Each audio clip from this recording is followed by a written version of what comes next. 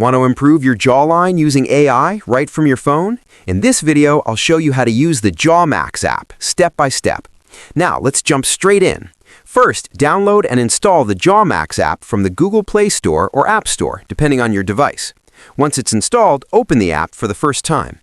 You'll land on the intro screen that says Unlock Your Strongest Jawline. Jawmax uses AI to analyze your jawline and give you personalized tips, so tap Continue to get started. Next, answer a few setup questions. Choose your gender, enter your birth date, and select what you want to improve about your jawline. These answers help the AI create a custom plan just for you, so answer honestly. After that, you'll be asked to choose your ideal jawline from a set of images. Pick the one you like most. I'm going with the rugged look. Now, you'll be prompted to rate the app before continuing, which is a bit unusual, but once that's done, you can move on. Next comes the face scan.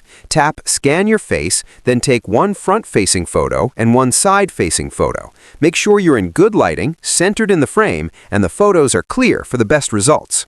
Jawmax's AI will analyze your jawline proportions, symmetry, and facial structure, then generate a PSL score, jawline type, and strategy. Keep in mind, these results require upgrading to the paid plan to unlock. Now let's explore the app. At the bottom, you'll see the Record section, where your scans and scores are saved. Next is Exercises. This is where Jawmax really shines. Tap on Exercises to generate your daily jaw workout plan. For example, Day 1 includes jaw clenches, with clear instructions like 3 sets of 10 reps, basically a gym workout, but for your face. You'll also see exercises like chin lifts and resistance jaw pushes, all designed to target jawline definition. Finally, head over to Settings. This is where you can upgrade to Jawmax Pro if you want full access to all features and personalized insights. And that's how you use the Jawmax app on your mobile device.